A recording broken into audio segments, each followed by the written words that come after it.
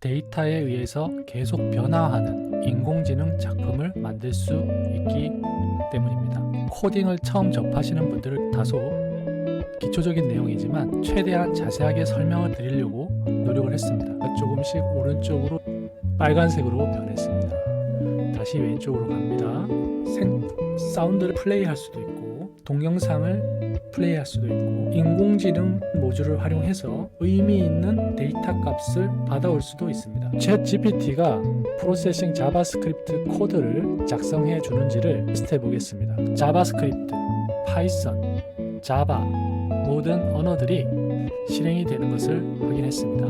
인공지능에게 어떤 식으로 질문을 해야 될지에 대한 계획도 정확하게 하실 수 있다고 봅니다. 동그라미가 이미지 뒤로 그려지는 걸 그 이유는 위에서부터 밑으로 순차적으로 실행되기 때문에 하고 싶었던 아이디어들을 구현하셔서 이루시기 바랍니다. 오후 5시가 응원하겠습니다. 안녕하세요. 오후 5시입니다.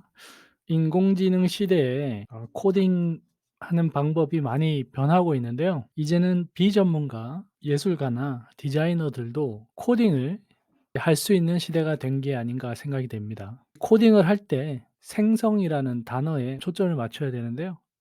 챗 GPT의 그 G도 제너러티브 생성이라는 단어입니다.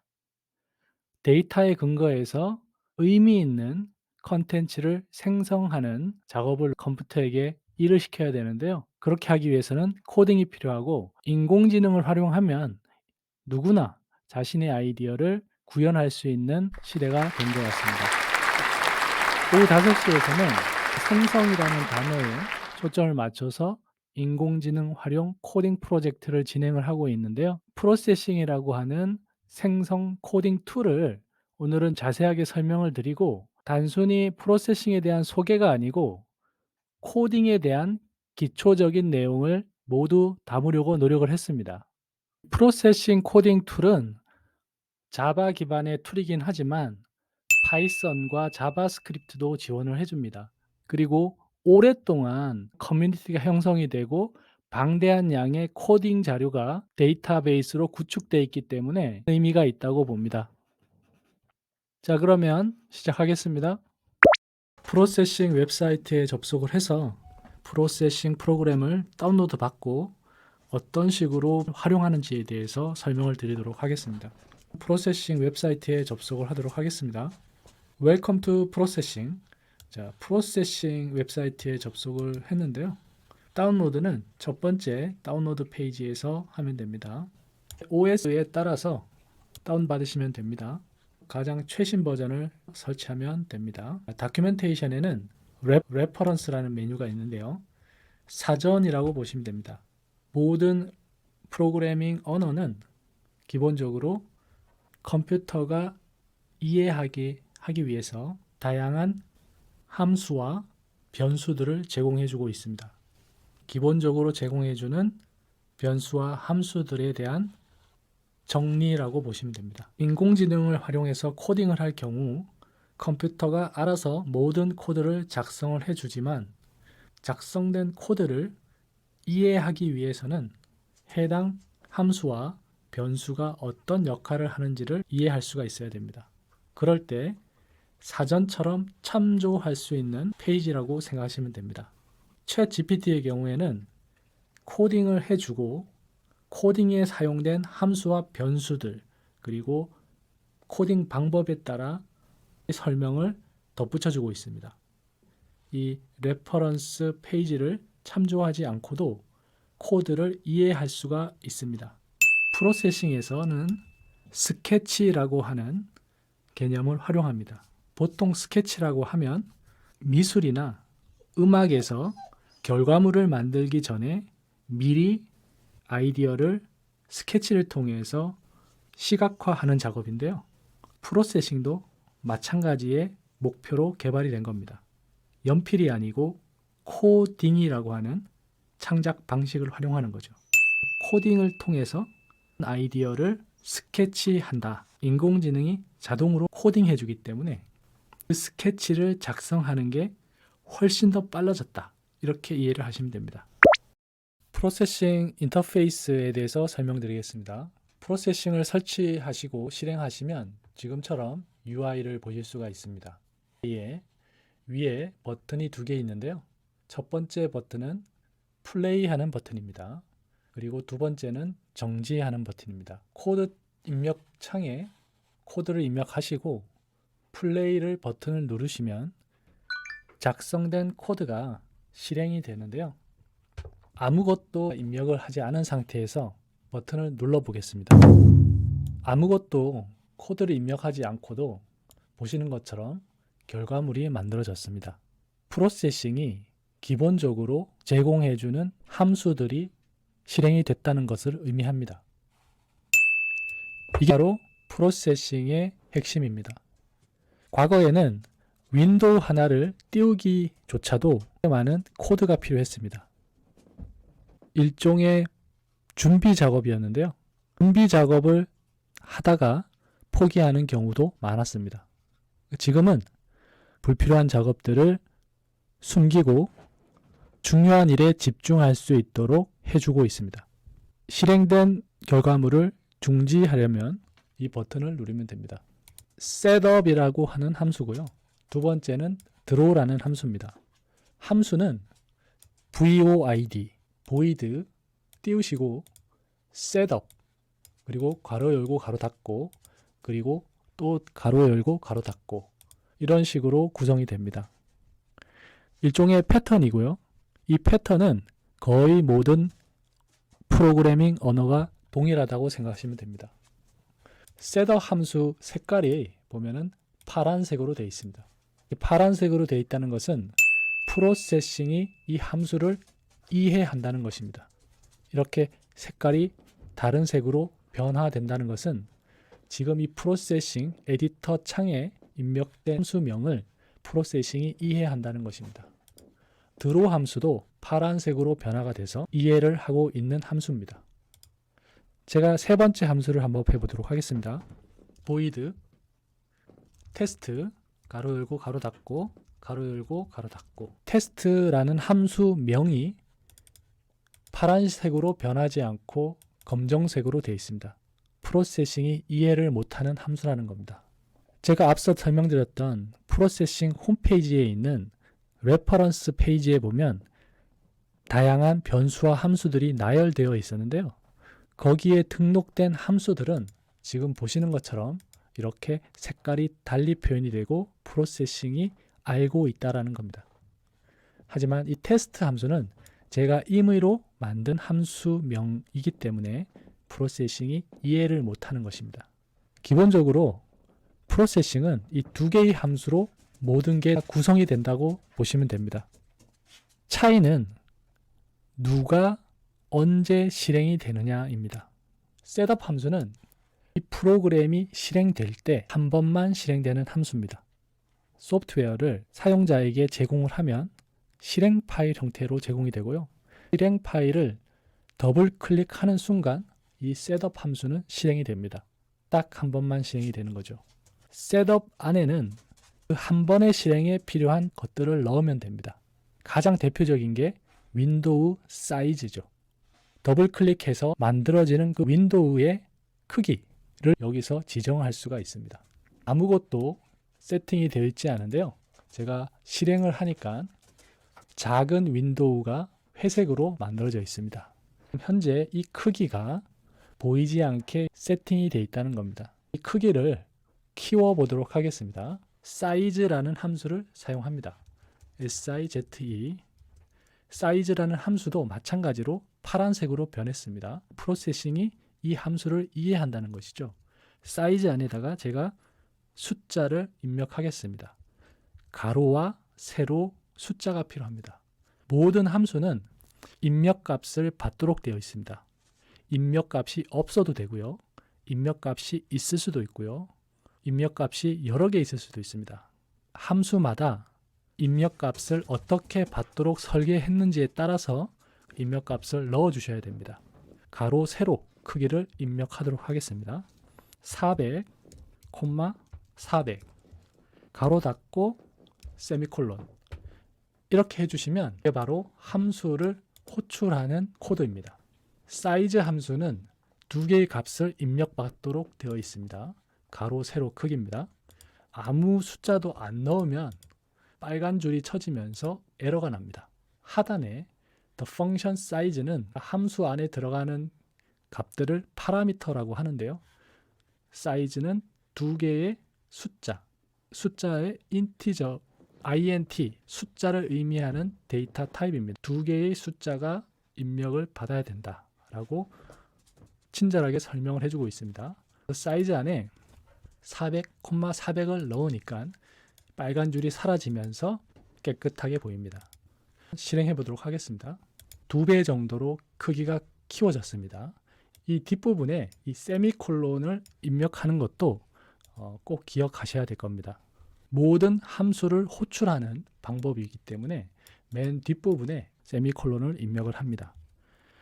함수를 부를 때 어떤 형태로 부르느냐, 그것만 기억하시면 모든 언어는 쓸 수 있습니다. 크기를 정했으면 윈도우의 색깔을 지정할 수도 있습니다. 백그라운드라는 함수를 씁니다. 파란색으로 백그라운드가 변했고요. 0이라고 하는 값을 넣겠습니다. 프로세싱에서 색깔을 지정할 때 두 가지 방식이 있습니다. 첫 번째는 숫자 하나만 넣을 수 있는데요. 그때는 회색 톤입니다. 0은 검정을 의미하고 255는 흰색을 의미합니다. 0을 넣었다는 얘기는 바탕을 검정으로 칠하겠다는 얘기입니다. 실행해 보도록 하겠습니다. 검정으로 변화가 됐습니다. 하나의 숫자가 아니라 세 개의 숫자를 넣게 되면 RGB 값을 세팅하는 겁니다. R은 빨강, G는 그린, 녹색, B는 블루, 파란색을 의미합니다. RGB 값을 0에서 255 범위 내에서 지정을 해줘서 세 개의 값을 섞어서 결과물이 만들어지는 겁니다. 빨간색은 255,0, R이 255 최대치를 넣고 뒤에 G와 블루는 0을 넣으면 붉은색이 됩니다. 실행을 해보면 붉은색이 됩니다. 마찬가지로 붉은색을 0으로 하고 그린을 255로 하면 녹색이 됩니다.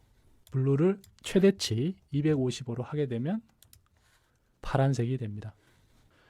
가지고 색을 정할 수는 있는데 디자이너나 예술가 입장에서는 색을 보고 숫자를 알아내는 게 더 중요할 필요가 있습니다. 포토샵이나 다른 이미지 프로세서 프로그램을 통해서 스포이드로 원하는 색상을 찍어서 RGB 값을 확인할 수도 있습니다. 프로세싱은 도구라는 메뉴에 색상 선택이라는 간편한 툴을 제공해주고 있습니다. 이걸 누르시면 색상 팔레트가 보이고 색상 팔레트에서 원하는 색을 선택하시면 RGB 값을 확인할 수가 있고 붙여넣기 하시면 원하는 값을 세팅할 수가 있습니다. 이런 식으로 원하는 값을 세팅을 했습니다. 만들고 싶은 프로그램이 어떤 것이냐에 따라 초기에 세팅할 값들도 많이 바뀌게 됩니다. 예를 들면 2차원 프로젝트, 3차원 프로젝트에 따라서 사이즈 함수 내에 2차원 프로젝트라는 것을 알려줄 필요가 있습니다. 그때는 400 뒤에다가 P2D라고 입력을 합니다. 지금 보시면 P2D가 보라색으로 바뀌었는데요. 프로세싱 2차원 프로젝트라는 것을 의미하고 P3D라고 입력을 하면 3차원 프로젝트라는 것을 의미합니다.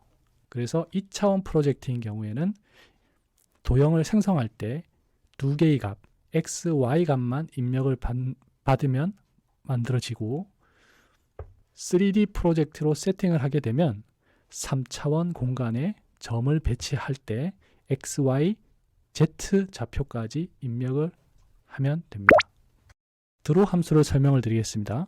setup 함수가 프로그램이 실행될 때 한 번 실행되는 함수였다면 드로 함수는 이 프로그램이 실행되는 동안 무한 반복적으로 실행되는 함수입니다.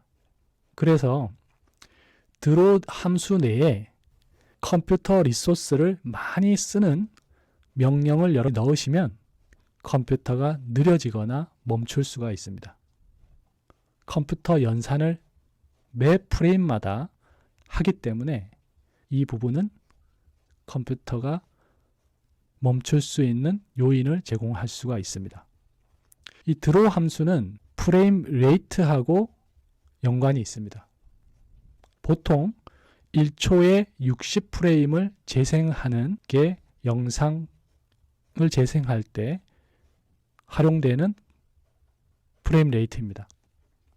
그 프레임 레이트를 조정할 수 있습니다. 프레임 레이트 10 하면 1초에 10프레임을 플레이한다는 의미입니다. 드로우 함수가 1초에 10번 실행이 된다는 것이죠. 60으로 바꾸면 1초에 60번을 실행하는 것을 의미합니다. 그리고 여기에 1 하면 1초에 한 번 드로우 함수를 실행합니다. 프레임 레이트가 없는 경우에는 30프레임을 실행합니다. 말씀드렸다시피 드로우 함수는 계속 반복되기 때문에 도형이나 이미지를 보여주는 함수를 추가하시면 됩니다. 예를 들어 사각형을 그려보도록 하겠습니다.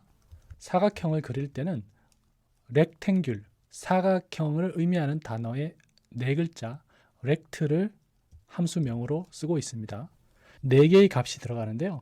사각형의 왼쪽 상단 꼭지점을 기준으로 위치 값을 넣게 되어 있습니다. 2차원 프로젝트이기 때문에 2개의 값이 들어가는 거죠.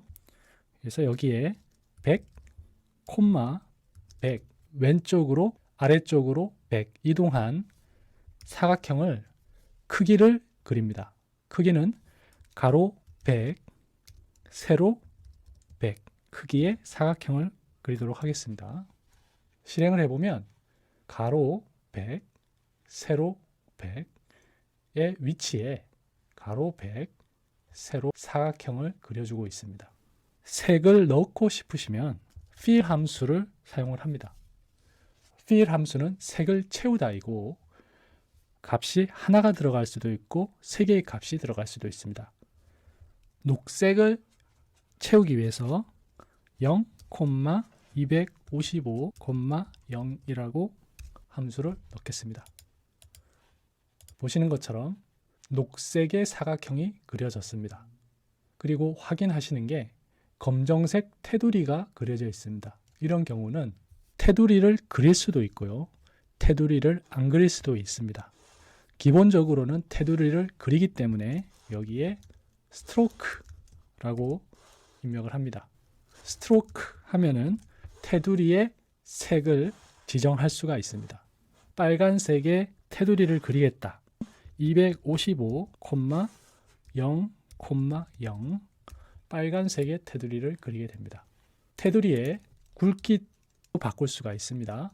스트로크 weight라고 하는 함수를 활용해서 안에 들어가는 두께 값을 숫자로 20이라고 입력을 하겠습니다. 이렇게 되면 보시는 것처럼 빨간색의 두꺼운 사각형 선이 그려졌습니다. 만약 선을 그리고 싶지 않다고 하면 noStroke라는 함수를 실행해 주면 테두리가 없어집니다. 사각형이 아니고 동그라미를 그리고 싶으시면 rect 함수 말고 ellipse라는 함수를 사용하시면 됩니다. 들어가는 변수는 가로, 세로 크기 값이 들어갑니다. rect를 지우고 ellipse를 넣고 실행을 하면 동그라미가 그려집니다. 동그라미의 경우에는 지금 보시는 것처럼 모서리가 매끄럽지 못하고 계단 현상이 일어나는 것은 엔티 엘리어싱 하지 않기 때문입니다. 스무스하게 표현하기 위해서는 새로운 함수를 추가해 줘야 됩니다. 셋업 함수에 스무스라는 함수를 추가를 해주면 엔티 엘리어싱이 적용이 됩니다. 동그라미가 고정된 위치에 고정된 크기로 그려지기 때문에 움직이지 않는 것처럼 보입니다. 움직이는 변수를 입력값으로 하게 되면 위치가 크기가 색이 변화하는 동그라미를 형성할 수가 있습니다. 예를 들면 마우스를 따라다니는 동그라미를 만들고 싶을 때는 100, 100을 마우스의 위치 값으로 대체를 해주면 됩니다. 마우스 위치 값은 프로세싱이 알고 있는 변수입니다. 마우스 Y라고 프로세싱이 알고 있습니다. 마우스는 소문자, 뒤에 X는 대문자입니다. 대소문자를 구분하기 때문에 주의해서 쓰셔야 됩니다. 그리고 파란색과는 달리 빨간색으로 표현이 되고 있는데요. 빨간색의 경우에는 변수를 의미합니다. 프로세싱이 알고 있는 변수라는 것입니다. 기존에는 100,100이라고 고정했지만 마우스 변수를 입력받기 때문에 마우스 위치가 변할 때마다 일립스의 위치가 변할 것이라는 것을 예상해 볼 수 있습니다. 마우스를 따라서 녹색 동그라미가 움직이고 있습니다. 문제는 동그라미가 형태가 유지가 되지 않고 바탕이 녹색으로 변하면서 사라지게 됩니다. 이전 프레임에서 그렸던 일립스 위에 계속 덧칠을 하는 효과가 있기 때문입니다. 붓에 물감을 묻혀서 캔버스를 칠해서 채워나가듯이 동그라미가 이전 프레임에서 이후 프레임에 계속 남아있으면서 덧칠해지는 결과가 나온 것입니다. 경우에 따라서 이런 효과가 필요한 경우도 있습니다. 지금은 동그라미를 덧칠하지 않고 동그라미 형태를 유지하기 위해서 캔버스 전체에 배경색을 한번 덧칠해주고 그 위에 동그라미를 그리게 된다면 동그라미 형태를 유지할 수 있습니다. 드로 함수에다가 백그라운드 함수를 추가하겠습니다. 원래는 셋업 함수에서 한 번만 실행을 했었는데요. 드로 함수에서 매 프레임마다 배경을 칠해줌으로써 그 결과를 만들 수 있습니다. 실행해 보겠습니다. 아까 보신 것과는 다르게 프레임마다 덧칠을 하기 때문에 동그라미 형태가 유지가 되고 있습니다.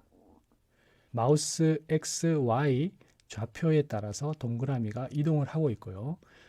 중심점에 마우스 위치 값이 연결되는 것을 확인할 수가 있습니다. 사각형의 경우에는 왼쪽 상단이 기준점이었지만 동그라미의 경우에는 가운데가 중심점이라는 얘기입니다.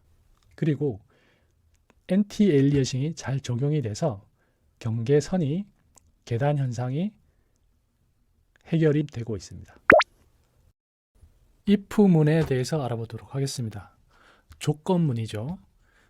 값을 비교해서 참이면 실행하고 거짓이면 실행하지 않는 것입니다. if 만약 마우스 X 값이 200보다 크면 필 255, 0 만약 마우스 값이 200보다 크면 마우스 X 값이라고 하는 것은 이제 가로 값이죠.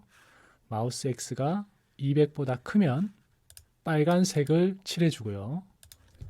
else 그렇지 않으면 필 0, 255, 0 그렇지 않으면 녹색을 칠해라 이런 뜻입니다. 기존의 필 함수를 대체하도록 하겠습니다. 이렇게 하면 마우스 값이 200보다 큰 영역 오른쪽 영역에서는 동그라미가 빨간색으로 칠해지고요. 200보다 작은 영역 왼쪽 부분에서는 녹색으로 칠해질 것 같습니다. 실행해 보도록 하겠습니다. 녹색으로 칠해지고 있고요. 조금씩 오른쪽으로 이동하고 있습니다. 빨간색으로 변했습니다. 다시 왼쪽으로 갑니다. 녹색으로 변했습니다. 이런 식으로 if문, 비교 조건문을 이용을 해서 코딩을 하시면 됩니다. 다른 중요한 코드가 포문, 반복문입니다. 포문은 반복해서 실행하는 코드를 작성할 때 활용됩니다. FOR로 열고 여기에 4개의 요소가 들어갑니다. 각각의 요소는 세미콜론으로 구분이 되고 첫 번째는 포문을 실행할 때 초기 설정 값이 들어갑니다. int i는 0, 0이라는 이 숫자가 초기 값으로 설정을 했습니다. 그리고 세미콜론으로 하고요. 여기에 i가 반복을 마칠 때 조건을 넣어줍니다. i가 10이라고 넣으면 10이 될 때까지 반복한다는 얘기입니다. 0부터 시작해서 10까지 끝내겠다. 첫 번째 요소는 i를 반복될 때마다 변화시킬지를 넣습니다. i++는 i를 1 증가시키겠다는 의미입니다. i 플러스 1과 같은 얘기죠. 포문은 10번 반복이 됩니다. 0, 1, 2, 3, 4, 5, 6, 7, 8, 9까지 실행이 됩니다. 9가 10보다 작기 때문에 그때까지 실행이 됩니다. 그러면 여기에 일립스 코드를 넣게 되면 동그라미를 10번을 그린다는 얘기입니다. 그래서 마우스 Y 부분에 I 값을 적용을 해서 위치를 달리하는 10개의 동그라미를 그림으로써 반복문이 실행되는 결과물을 만들어 보도록 하겠습니다. 플러스 I 곱하기 별표로 표시해 주고요. I 곱하기 10씩 증가해서 세로로 위치가 이동된 동그라미가 반복해서 그려져서 마우스를 따라다닐 것 같습니다. 실행해 보도록 하겠습니다. 자, 지금 보시면은 10개의 동그라미가 아래쪽으로 10씩 증가해서 겹쳐서 그려졌기 때문에 이런 식으로 결과값이 만들어집니다. 비교문에 의해서 색깔이 여전히 잘 바뀌고 동그라미가 겹치지 않게 해보도록 하겠습니다. 동그라미 사이즈가 100으로 되어 있는데요. 100을 10으로 바꿔주고 서로의 간격이 되는 값이겠죠. 여기를 12로 설정하겠습니다. 그러면 12 간격으로 이런 식으로 10개의 사이즈의 동그라미가 10개 그려져서 계속 따라다닐 것 같습니다. 자, 지금 보시는 것처럼 10개의 동그라미가 12라는 간격을 두고 따라다니고 있습니다. 동그라미 크기를 30으로 바꾸고요. 간격도 35로 키워보도록 하겠습니다. 네, 동그라미가 10개 반복돼서 그려지는 걸 확인을 할 수가 있습니다. 조건문과 반복문을 이용을 해서 드로 함수 내에 그리는 코드를 작성했습니다. 드로 함수가 계속 길어질 수 있습니다. 드로 함수를 간결하게 만들기 위해서는 드로 함수 내에 묶을 수 있는 코드들을 결정한 다음에 함수로 작성해 주시면 좋습니다. 지금 if문과 for 통해서 동그라미가 작성되고 마우스에 따라서 위치값이 바뀌고 색깔이 변화되는데요. 이 부분을 잘라내기 하고 새로운 함수를 만들겠습니다. 이 함수는 제가 만드는 함수입니다. 그렇기 때문에 파란색으로 하이라이트가 되지 않겠죠. 함수 이름을 정할 때는 원하는 아무런 이름이나 되지만 나중에 그 함수의 역할을 확실히 하기 위해서는 내용을 고려해서 짓는 게 좋습니다. draw ellipse 라는 함수명으로 진행하도록 하겠습니다. 그리고 안에 위에서 작성된 코드를 붙여넣기 하고 이 함수를 draw 함수에서 호출하면은 조금 전 코드와 동일한 효과를 낼 수 있습니다. 네, 이런 식으로 동일한 효과가 납니다. 프로세싱 코드는 셋업과 프레임마다 반복되는 draw 함수로 구성이 되고 draw 함수 내는 이 프로세싱이 해결해야 되는 모든 함수들이 포함이 되어야 합니다. 그렇기 때문에 코드를 간결하게 하기 위해서 함수를 적절하게 작성하셔서 활용하시면 됩니다. 정의해서 사용하는 것처럼 변수도 정의해서 만들 수가 있습니다. 변수라고 하면 값을 저장해서 활용하는 것입니다. 형식이 있습니다. 텍스트라는 형식이 있고, 이미지를 저장하는 이미지 형식이 있고, 동영상을 저장하는 동영상 형식이 있고, 숫자를 저장하는 숫자 변수가 있고, 여러 개의 값을 동시에 저장할 수 있는 어레이, 배열이라는 게 있습니다. 배열은 어레이 리스트라고 여러 개의 값을 효과적으로 관리하기 위한 또 다른 형식이 있습니다. 값을 저장하고 활용하는 변수를 활용하셔서 코딩을 하시면 됩니다. 숫자를 저장하는 변수는 보통 인티저를 씁니다. 소수점 이하 값은 무시가 되는 정수를 저장할 수 있습니다. int라고 인티저 타입을 선언하고 여기에 변수명을 적습니다. 사이즈를 저장하는 변수를 만들었습니다.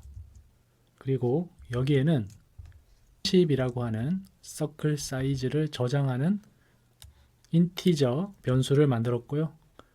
이 값을 기존의 30인 동그라미 사이즈로 교체를 하도록 하겠습니다.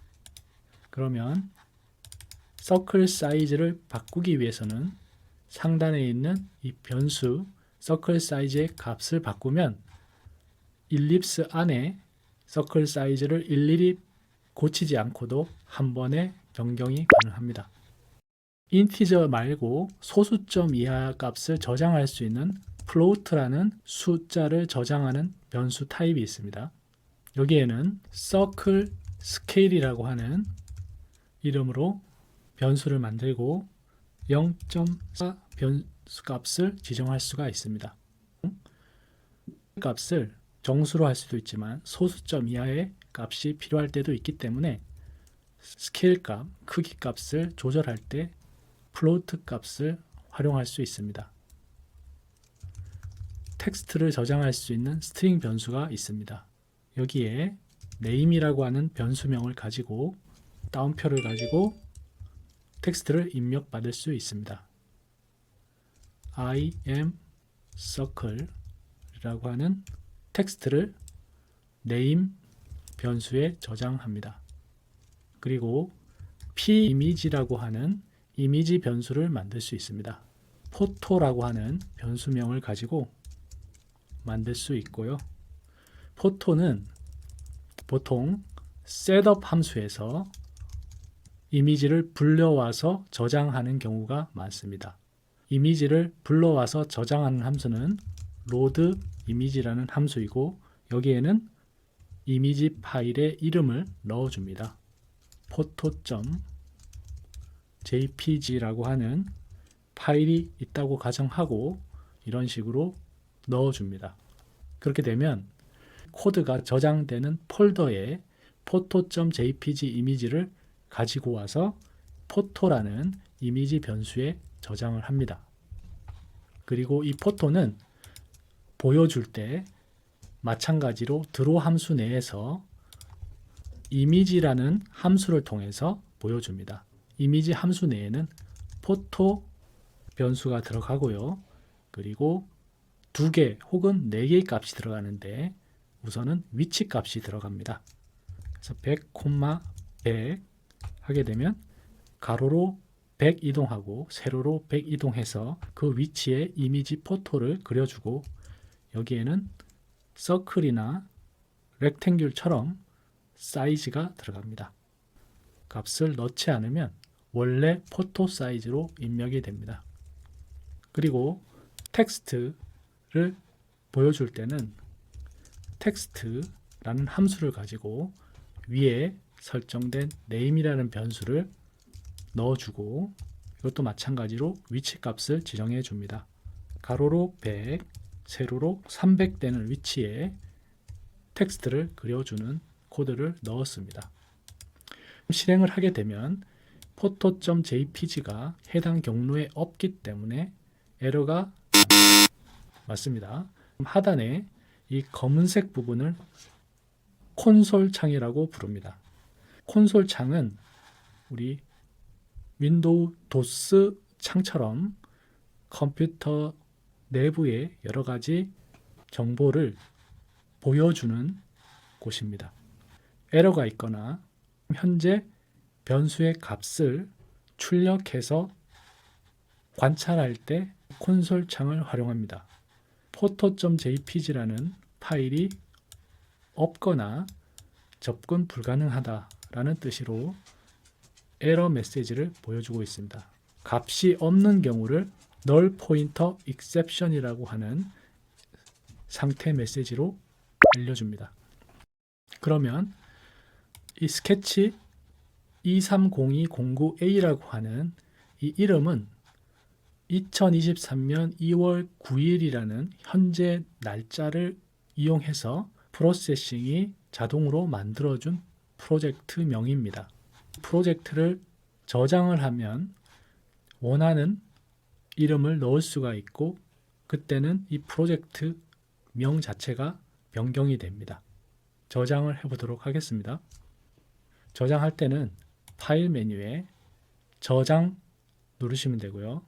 단축키로는 Ctrl S 혹은 Command S를 누르시면 됩니다. 하게 되면 기본적으로 프로세싱 폴더 안에 저장이 됩니다. 이 프로세싱 폴더는 문서 폴더에 자동으로 생성되어 있습니다. 프로세싱을 처음 실행하게 되면 문서 폴더 내에 프로세싱의 데이터를 기록하기 위한 폴더가 생성이 되고 관련 필요한 코드들이 들어 있습니다. 프로세싱 기본 폴더에 저장을 하고 이름을 바꿔주도록 하겠습니다. 미스터 M 코딩 튜토리얼이라고 이름을 붙이겠습니다.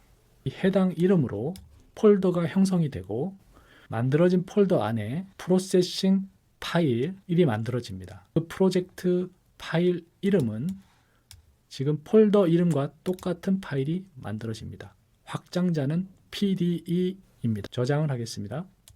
저장을 하게 되면 기존의 디폴트 파일명이 바뀌고 있습니다. 해당 폴더로 가서 photo.jpg라는 이미지를 준비한 다음에 코드를 실행하도록 하겠습니다. 문서 폴더에 있는 Mr.5pm 코딩 튜토리얼이라고 하는 폴더가 생성된 걸 확인했습니다. 여기에 들어가서 폴더명과 똑같은 PDE 확장자를 갖고 있는 파일을 확인했습니다. 이 파일이 지금 보시는 이 코드입니다. PDE는 프로세싱 파일의 확장자입니다. 새로운 탭을 만들고 탭 이름에 new code라는 이름을 넣으면 또 다른 코드가 만들어진 겁니다. 지금 여기에 코딩을 하진 않았지만 새로운 newcode.pde 파일이 형성이 됐습니다. 확인해 보겠습니다. 보시면은 newcode.pde라는 파일이 하나 더 추가된 걸 확인하실 수가 있습니다. 이 폴더 안에 있는 PDE 파일을 자동으로 읽어서 새로운 탭으로 구성을 하고 있습니다. 이 파일을 지우겠습니다. 지우게 되면 newcode PDE 파일이 사라졌다고 하고 지금 이 부분을 새로 하겠냐고 물어봅니다. 리세이브를 하게 되면 기존에 있는 파일을 다시 저장을 하겠다는 얘기입니다. 다시 newcode PDE 파일이 다시 생겼습니다. 다시 지우겠습니다. 리세이브가 아니고 제거하겠다. 그러면 remove permanently 하면은 코드가 에디터 창에서 삭제됩니다. photo.jpg 파일을 넣어보도록 하겠습니다. 코딩 튜토리얼 폴더 안에 데이터라는 이름의 폴더를 생성해 주세요. 데이터 폴더 안에 모든 리소스 파일을 넣으면 됩니다. 이미지라든가 오디오라든가 동영상이라든가 관련된 모든 파일들을 데이터 폴더에 집어넣으시면 됩니다. photo.jpg 파일을 집어넣도록 하겠습니다. 이 이미지는 꽃 이미지입니다. 꽃 이미지를 프로세싱에서 읽어서 draw 함수에서 보여주는 코드를 추가했기 때문에 보여져야 정상입니다. 이 코드에서 포토라는 이미지 변수에 데이터 폴더에 있는 photo.jpg 파일을 로딩한 다음에 포토에 입력하고, 포토 변수는 draw 함수 내에 이미지라는 함수를 이용해서 그려지게 됩니다. 위치는 가로 100, 세로 100 이동된 왼쪽 상단 기준점으로 해서 이동해서 그려지게 됩니다. 그리고 I am circle이라고 하는 텍스트가 100, 300이라는 위치에 텍스트로 그려질 예정입니다. 실행하겠습니다. 자, 지금 보시면은 I am circle이라고 하는 텍스트가 이렇게 써져 있고요. 그다음에 이미지가 가로 100, 세로 100 왼쪽 상단을 기준으로 그려졌습니다. 윈도우 사이즈가 커질 필요가 있습니다. 윈도우 사이즈를 가로 800으로 변경하도록 하겠습니다. 가로 800, 세로 100 사이즈의 윈도우가 형성이 됐고요. 그 안에 이미지가 그려지고 그 다음에 텍스트가 그려집니다. 텍스트 색깔도 마우스가 오른쪽 영역으로 이동하면 서클이 빨간색으로 변하는 것처럼 동시에 변하고 있습니다. 그 이유는 fill 함수가 그 밑에 있는 함수에 적용되기 때문에, 만약에 텍스트 색깔을 바꾸고 싶다 이러면 텍스트 바로 위에 fill 함수하고 원하는 색깔을 넣으면 됩니다. 그러면 draw ellipse에서는 마우스 위치에 따라서 변경된 색이 칠해지고 동그라미가 그려진 다음에 그 이후에 색깔 팔레트를 흰색으로 바꾸고 텍스트를 써주게 되기 때문에 다음과 같은 결과가 만들어집니다. 흰색으로 바뀐 걸 확인할 수가 있습니다. 텍스트의 크기는 텍스트 사이즈라는 함수를 통해서 변경을 할 수가 있습니다. 지금 보시는 것처럼 50으로 증가를 시켰기 때문에 텍스트가 처음과는 달리 크기가 커진 것을 확인할 수 있습니다. 확인해 보시면 지금 동그라미가 이미지 뒤로 그려지는 걸 확인할 수가 있습니다. 그 이유는 draw 함수에서 위에서부터 밑으로 순차적으로 실행되기 때문에 draw ellipse가 제일 먼저 그려지고 이미지가 그려지고 그 다음 텍스트가 그려집니다. 이것은 포토샵이나 파워포인트 같은 프로그램을 이용을 하면 같은 위치에 여러 개의 요소가 있을 때 레이어처럼 위아래 구분이 있습니다. 아래에 있는 거는 위에 덮여서 안 보일 수가 있는 거죠. 만약에 동그라미를 보고 싶다고 하면 draw ellipse를 마지막에 실행시키면 결과는 바뀝니다. 자, 이런 식으로 동그라미가 이미지 위에 있더라도 가려지지 않고 보여지게 됩니다. 다양한 이미지 파일을 로딩할 수가 있습니다. photo.jpg는 JPG 파일입니다. 배경이 투명한 이미지를 불러오고 싶으시면 배경 부분을 투명하게 해서 PNG로 저장하신 다음에 불러오면 됩니다. 제가 데이터 폴더에 flower.png라고 하는 배경이 투명인 꽃 이미지를 준비했습니다. 이 사이즈가 꽤 크고 배경이 투명인 노란색 꽃 이미지입니다. 프로세싱에서 그려보도록 하겠습니다. 이 p이미지라는 변수 타입으로 flower 변수를 만들겠습니다. flower를 셋업 함수에서 준비시키도록 하겠습니다.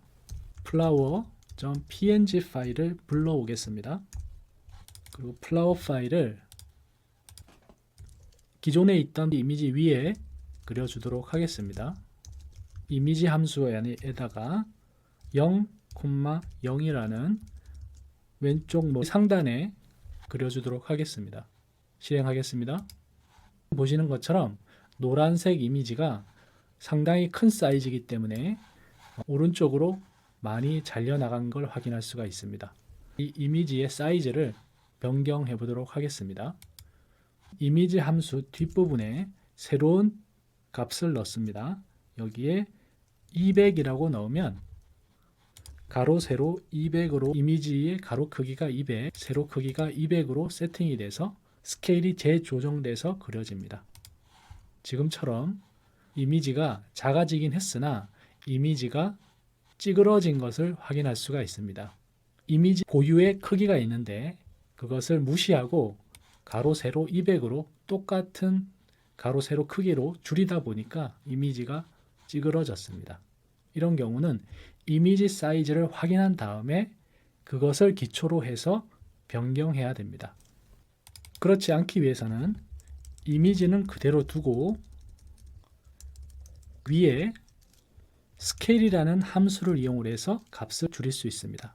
스케일이라는 함수는 배율로 사이즈를 조절합니다. 여기에 0.5라고 넣으면 2분의 1로 줄인다는 얘기입니다. 실행해 보도록 하겠습니다. 지금 2분의 1로 줄은 걸 확인할 수가 있습니다. 더 줄여 보겠습니다. 네, 많이 줄였고요. 하지만 문제가 생겼습니다.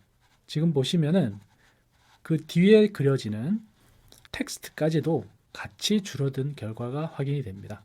이것을 방지하기 위해서는 원하는 스케일을 조정하는 부분만 푸시 매트릭스, 팝 매트릭스라고 묶어줘서 스케일 값이 팝 매트릭스 이후에는 적용이 안 되도록 해야 합니다.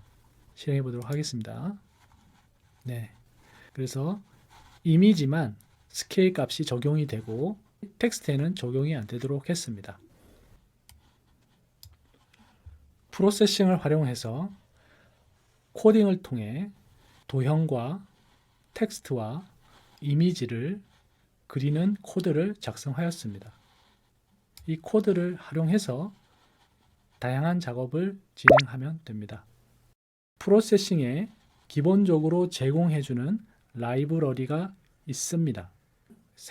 사운드를 플레이할 수도 있고 동영상을 플레이할 수도 있고 인공지능 머신 러닝 모듈을 활용해서 의미 있는 데이터 값을 받아올 수도 있습니다. 이런 모든 것들이 라이브러리라는 걸 통해서 가능합니다. 라이브러리를 넣기 위해서는 라이브러리 추가 메뉴를 활용하시면 됩니다. 상단에 스케치 메뉴를 누르면 내부 라이브러리라는 게 있습니다. 여기에 프로세싱이 자체적으로 제공해주는 6개의 라이브러리 이외에 매니지 라이브러리스를 누르면 다양한 라이브러리들을 자동적으로 설치할 수가 있습니다. 예를 들면 비디오 관련된 라이브러리를 넣고 싶다. 그러면 비디오라고 검색을 하면 비디오에 관련된 라이브러리들이 이렇게 리스트가 되고 원하는 라이브러리를 선택한 다음에 오른쪽 하단에서 인스톨 하시면 됩니다. 수많은 라이브러리가 제공되기 때문에 손쉽게 라이브러리를 활용하실 수 있습니다. 오디오라고 검색을 해보겠습니다. 오디오 관련된 라이브러리들이 이렇게 보이고요. 가장 많이 활용이 되는 미님 라이브러리도 볼 수가 있습니다. 이 라이브러리를 이용하면 하단에 있는 설명처럼 오디오를 재생하거나 녹화하거나 분석하는 다양한 기능들을 제공을 해준다고 합니다. 버튼을 눌러 보겠습니다. 그러면 자동으로 다운로드가 되고 문서 폴더에 있는 프로세싱 폴더 안에 있는 라이브러리 폴더에 해당 라이브러리 파일이 저장이 됩니다.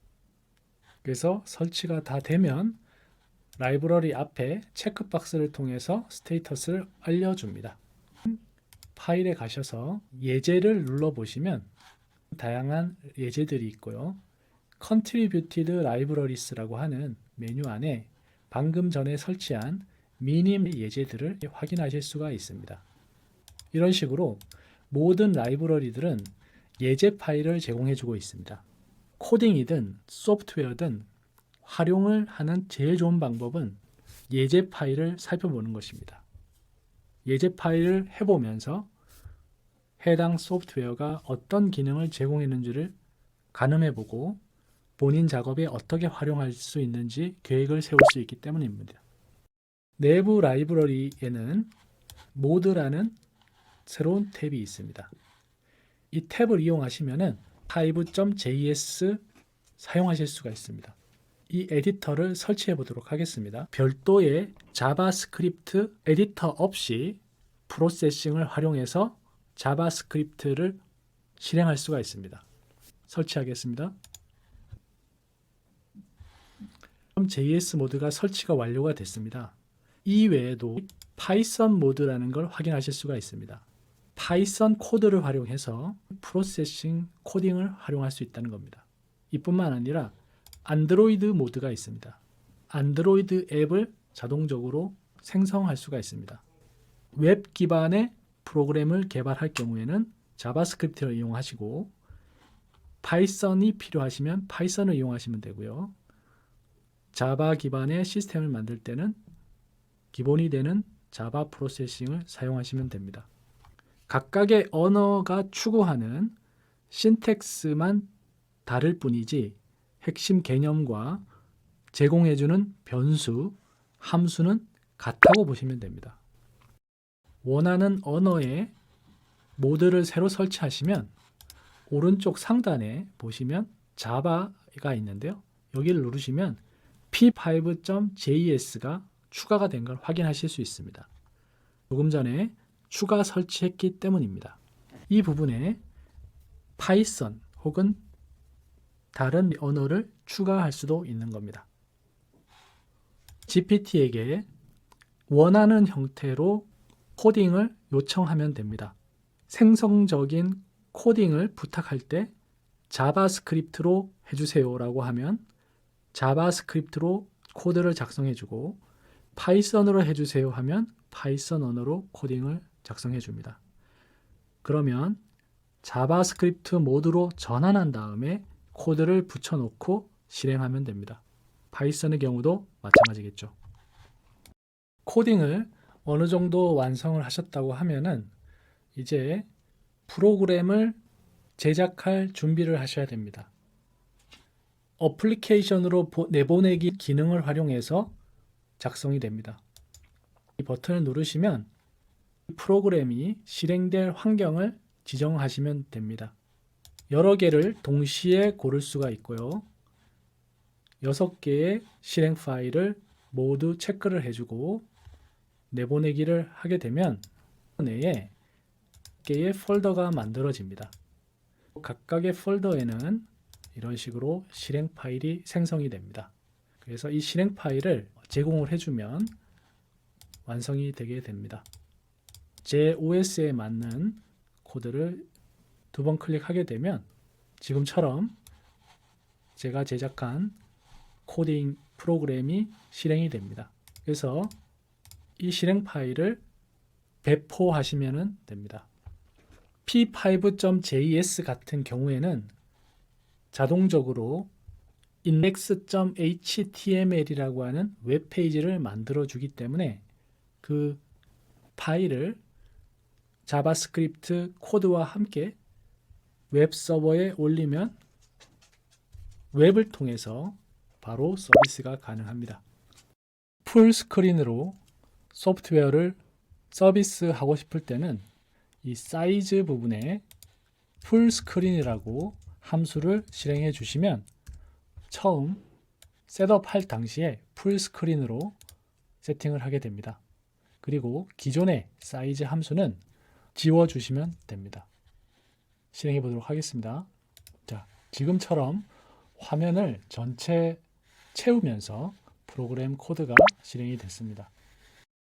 프로세싱 자바스크립트 p5.js 웹페이지 내에서 실행되기 때문에 자바스크립트 코드를 웹페이지에 삽입을 해야 됩니다.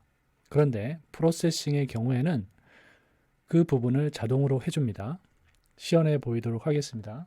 자바스크립트 모드로 전환을 하기 위해서 p5.js를 선택합니다. 그러면 윈도우가 새로 생성이 되고요. 스케치 파일이 하나가 생성이 되고 index.html이라고 하는 웹페이지가 하나 만들어집니다. 여기에는 자동으로 지금 현재 필요한 p5.js 라이브러리가 추가가 되어 있고요. 오른쪽에 작성할 자바스크립트 파일이 추가가 되어 있습니다. 자동으로 HTML 코드를 만들어 줬기 때문에 셋업과 드롭 펑션에만 집중해서 코딩을 하면 됩니다. 챗 GPT가 프로세싱 자바스크립트 코드를 작성해 주는지를 테스트해 보겠습니다. 물어보겠습니다.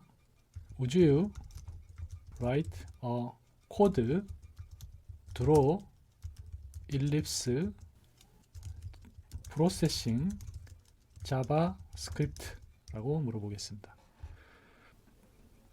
가로 세로 400 사이즈의 일립스를 그려주는 자바스크립트 코드를 작성을 해줬습니다. 코드를 카피하고요. 프로세싱 p5.js 모드에서 갖다 붙여넣기를 하고 실행해 보도록 하겠습니다. 보시는 것처럼 웹페이지 내에 400 by 400 캔버스가 생성이 되고 그 안에 동그라미가 형성되는 것을 확인해 볼 수 있습니다. 이번에는 파이썬 모듈을 설치하고 파이썬 모듈에서도 마찬가지로 챗GPT가 작성한 파이썬 코드가 실행이 되는지를 확인해 보도록 하겠습니다. 모드로 들어가서요. 파이썬 모드를 선택하고 인스톨을 눌러줍니다. 설치가 완료가 됐습니다. 그러면 파이썬 모드로 전환한 다음에 실행해 보도록 하겠습니다. 오른쪽 상단에 파이썬 모드로 전환을 하고 그러면 새로운 창이 뜹니다. 챗 GPT에게 파이썬 코드를 작성 요청하겠습니다. Can you write in Python processing? 이라고 물어보겠습니다. 빠르게 작성을 해주고 있습니다. 더 간단하게 자바스크립트 코드와 똑같은 기능을 하고 있는 파이썬 코드를 작성해 줬습니다.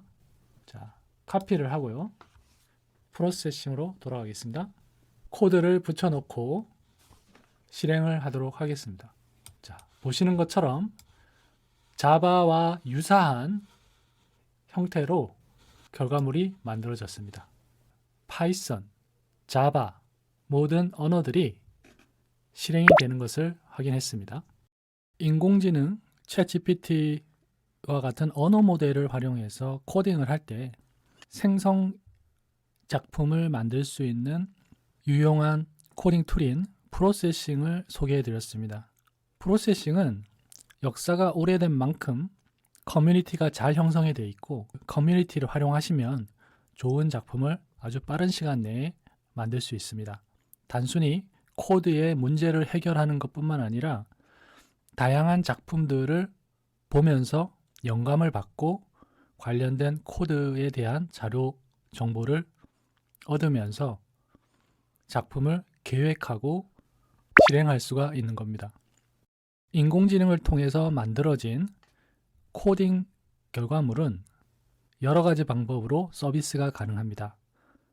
스마트폰 앱의 형태는 물론이고 데스크탑 소프트웨어, 웹 브라우저를 통해서 서비스가 가능하고 최근에 유행하고 있는 공간형 디스플레이, 빔 프로젝터, 대형 LED를 활용해서 공간 전체를 감싸는 인터랙티브 작업도 가능합니다.